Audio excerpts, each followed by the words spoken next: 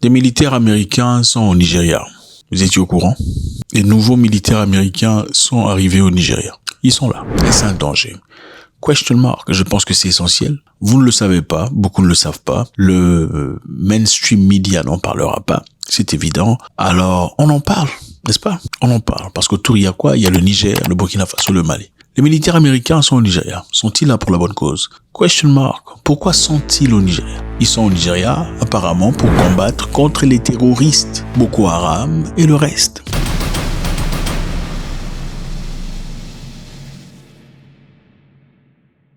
C'est très délicat et très intéressant. Pourquoi? Parce qu'il n'y a pas très longtemps, le Nigeria était le pays qui disait qu'il n'accepterait jamais la présence d'un pays étranger dans des difficultés internes. C'est une question de souveraineté. Vous vous en souvenez? Il n'y a pas très longtemps.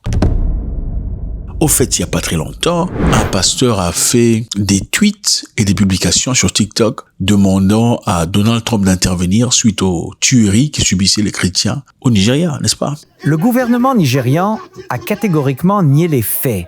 Il n'y a pas eu de massacre. Il n'y a pas eu de génocide des chrétiens au Nigeria.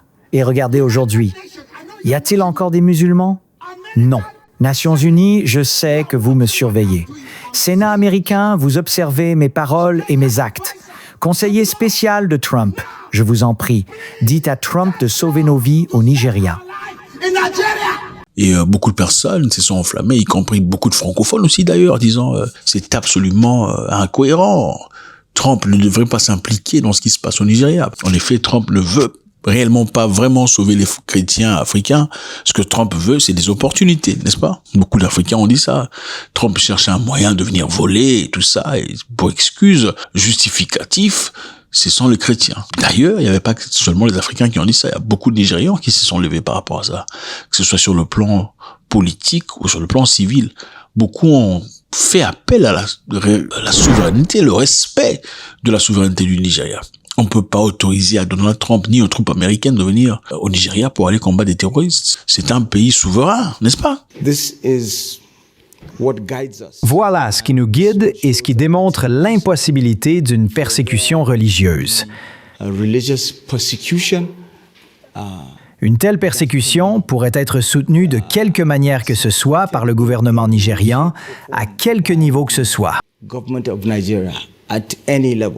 Beaucoup de Nigériens sont partis dans les rues, demandant à Trump d'arrêter absolument. Pourquoi? Parce que Trump a fait un discours, disons, un tweet, je pense, sur Truth, que si le Nigeria ne prenait pas soin des chrétiens, si le Nigeria, en tout cas le gouvernement, ne s'assurait pas de la protection des chrétiens nigérians, les États-Unis viendraient gun blazing, c'est-à-dire en armes et en feu, pour aller détruire ce qui sont là, n'est-ce pas? Et c'était embarrassant parce que ce n'était pas une demande. C'était ce que Donald Trump fait. Et beaucoup s'y sont levés. Curieusement, aujourd'hui, les Nigérians sont avec les Américains au Nigeria. Notre pays n'a pas su relever les défis sécuritaires auxquels nous sommes confrontés. Il est évident que le soutien militaire étranger au Nigeria est un point sur lequel chacun devrait travailler, car il contribuerait à améliorer la situation sécuritaire grâce à des équipements sophistiqués. Et puis, il y a l'honnêteté dans ce travail. Comment ça a changé depuis?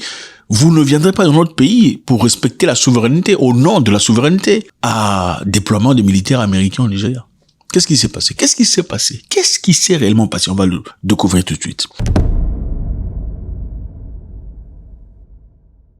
On dit ici que l'équipe des militaires américains déployés au Nigeria, confirmée en effet depuis le 3 février 2022 par le général Davgin Anderson, le commandant d'Africom, a dit que la présence est très réduite. Les militaires ne sont pas d'un grand nombre. Mais est-ce vrai? On ne sait pas. On ne peut pas le savoir. Pourquoi sont-ils là? Il dit qu'ils sont là pour, numéro 1, fournir les capacités spécialisées. On parle de renseignement, surveillance, aide et ciblage. Ça, c'est le point numéro 1. Fournir des capacités spécialisées. Ce qui est bizarre ici, c'est quoi? Ce qui est bizarre, qu'il y a très peu après que Donald Trump eut dit que si le Nigeria ne prenait pas soin des chrétiens, les États-Unis viendraient gun blazing pour faire vous comprenez, pour ne pas dire cette histoire. Les Américains ont en effet bombardé au Nigeria, n'est-ce pas? Vous vous en souvenez? Ils ont bombardé Boko Haram ou un groupe terroriste, machin histoire. Ils ont bombardé sans autorisation du Nigeria. Mais qu'est-ce qu'on a entendu dire après? Le Nigeria a fait un rapport disant les États-Unis ont effectivement bombardé au Nigeria, mais c'était avec l'autorisation du Nigeria.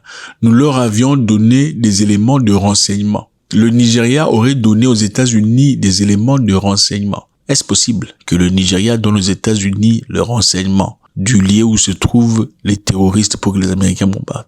C'est du n'importe quoi. C'était un travail de clean-up. C'est-à-dire, le dégât est déjà fait, il faut essayer de faire une propriété en disant, bon, les Américains ont bombardé, ils n'ont pas bombardé seuls. Ils ont bombardé avec notre autorisation. C'est nous qui leur avions donné les éléments de renseignement, mais c'était absolument faux. Et là, on dit, les Américains sont là pour fournir des capacités spécialisées. Numéro 1, quoi? Renseignement. Comment vous allez donner renseignement à ceux qui vous ont donné renseignement? Ce n'est pas possible. Surveillance, aide au ciblage. Numéro 2, les raisons pour lesquelles les Américains sont là. Offrir une formation et des conseils aux forces nigérianes. Numéro 3, aider à renforcer les opérations antiterroristes menées par l'armée nigériane contre le groupe djihadiste. En d'autres termes, on est en train de dire que l'armée nigériane ne sert absolument à rien. Et c'est un peu comme ce qui se passait au Niger à l'époque. Ils ont ouvert des bases militaires pour voler des drones, pour renseignement et tout le bazar. Ils ont aussi commencé un programme de formation pour Nigériens. Mais la réalité est différente, ok? Donc, ils répètent un tout petit peu ce qu'ils faisaient déjà au Niger. Et c'est ça. Maintenant, ils veulent aussi améliorer la coordination des frappes entre Nigeria et tout le bazar. On va essayer de voir. Mais quelles sont les raisons véritables? Parce que, apparemment, ils sont là pour les bonnes causes. S'il s'agit ici de, 1, renforcer les capacités, 2, faire une formation, 3, renforcer les opérations antiterroristes, quelles sont les vraies raisons pour lesquelles les Américains sont là? Sont-ils appropriés? Numéro 1, les raisons probables pour lesquelles les États-Unis seraient là ou seraient profitables aux États-Unis. Numéro 1, c'est contrer la Chine et la Russie en Afrique de l'Ouest. Le Nigeria est un pays le plus peuplé et la première économie d'Afrique. La Chine, évidemment, pour l'instant, a fortement investi en infrastructures, pétrole, mines, accords monétaires. La Russie aussi gagne du terrain dans le Sahel voisin. Une présence militaire américaine, évidemment, permet de rétablir l'influence, de concurrencer ces puissances et d'éviter qu'elles ne dominent le partenariat de sécurité et économique. Donc, c'est important pour les États-Unis d'Amérique face aux Chinois qui s'imposent au Nigeria et aussi à l'AES. On a vu les Russes. Numéro 2, accès aux ressources stratégiques. Le Nigeria possède le pétrole, de l'or, de l'uranium, de lithium potentiel et d'autres minerais essentiels pour les infrastructures et les industries américaines. On parle de batteries électroniques, transition énergétique et tout le bazar. C'est très important. D'ailleurs, le Nigeria a beaucoup de lithium. Le lithium est très nécessaire pour les Tesla, là, tout ça, les voitures à machin histoire. Et d'ailleurs, à l'arrivée de Elon Musk au Nigeria, il voulait accéder au lithium nigérian. Les autorités nigérianes lui ont demandé d'ouvrir une plante de production sur place, de transformation du lithium. Qu'est-ce que Musk a dit? Musk a refusé. Une plante de lithium veut dire il faut investir, il faut former les gens, il faut leur accorder des opportunités, les gens seront payés au rang du boulot. Ils n'ont pas voulu ça. C'est pour vous montrer encore une fois qu'ils sont là pour profiter des gens. Et alors, donc, il y a des ressources qui sont là, les États-Unis veulent. Raison numéro 3 de la présence américaine. Gain géopolitique aux États-Unis. L'accent mis par Trump sur la protection des chrétiens est très important. Parce que Trump a dit il va au Nigeria, c'est pourquoi? Pour protéger les chrétiens. Le christianisme est confronté à une menace existentielle au Nigeria. Des milliers de chrétiens sont tués chaque année. Les islamistes radicaux sont responsables de ce massacre. Quand il dit « je vais pour protéger les chrétiens », qu'est-ce qui se passe? Il plaît énormément à sa base évangélique conservative américaine. Donc le discours sur la persécution religieuse, même si beaucoup d'experts évidemment estiment que ce n'est pas tout à fait correct, mobilise cet électorat important. Donc les chrétiens américains aiment Trump de plus en plus parce qu'il se présente comme un sauveur des chrétiens. Il n'y a pas que les Américains, les Africains aussi d'ailleurs, qui sont chrétiens. Numéro 4, il veut compenser la perte d'influence au Sahel. Ok, après la retraite des forces au Niger en 2024, on sait que le Niger a demandé aux Américains de quitter. Au Mali et au Tchad d'ailleurs aussi, le Nigeria représente une alternative majeure en Afrique de l'Ouest.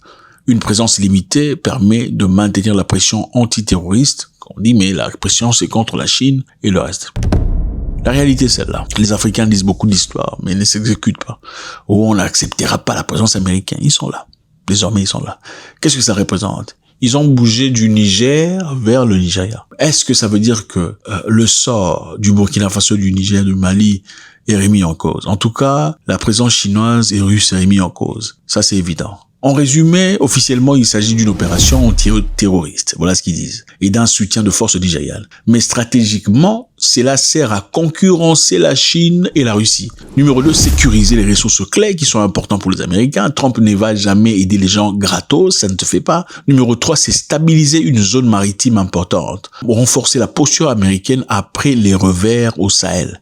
Et aussi obtenir des points politiques domestiques aux États-Unis. Trump joue un jeu très important. Il veut gagner de l'argent, gagner du terrain, gagner de l'influence et aussi gagner aux élections. En fait, moi, savoir ce que vous en pensez. Qu'est-ce que le Nigeria aurait pu faire différemment? Je vous rappelle ici que le Nigeria a soutenu le Bénin pour essayer de repousser les assaillants récemment, d'où ils ont eu la force. On sait que les États-Unis d'Amérique n'offrent rien pour rien. C'est une potentialité, opportunité de vendre les armes au Nigeria. Donc, après les entraînements, évidemment, qui seront payants, ce n'est jamais gratos, on va vendre les armes au Nigeria.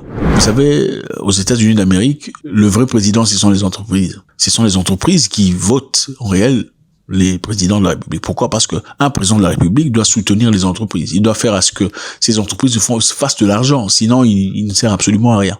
On parle ici, par exemple, des entreprises de vente d'armes. Si une entreprise de vente d'armes a sponsorisé un président pour devenir président ou un gouverneur, il est important pour ce dernier de se démerder afin de renvoyer l'ascenseur à ces entreprises. Donc, quand une entreprise a sponsorisé pour devenir président de la République, qu'est-ce qu'il te faut faire? C'est une entreprise d'armes, de vente d'armes, tout le bazar, des munitions. Il est important de commencer des guerres quelque part. Si tu n'en commences pas, en tout cas pas des guerres, il est important pour toi que la guerre commence chez quelqu'un où tu pourras vendre des armes. C'est le cas de l'Ukraine et autre chose. Tous les armes que les Américains envoient en Ukraine, ce n'est pas gratos. On dit que les Américains ont donné des armes. Non, l'Ukraine doit payer ses armes. Maintenant, le Nigeria sera client. Un pays de, je sais pas combien, 300 millions d'habitants ou 150 millions, enfin bref, c'est bizarre. Incapable d'éteindre un groupe de quelques centaines de personnes, de milliers de personnes. C'est incompréhensible. Mais passe dans les rues comme ça, tout ça, c'est bizarre. Faites-moi savoir ce que vous en pensez, c'est toujours avec beaucoup de plaisir. Qu'est-ce que le Nigeria aurait pu faire en retour? Les mêmes Nigérians qui ont fait du bruit disant on n'accepterait jamais la présence américaine au nom de la souveraineté. Il faut qu'on nous respecte notre pays. Ils ne peuvent pas, mais ils sont là. Ils sont arrivés. God bless.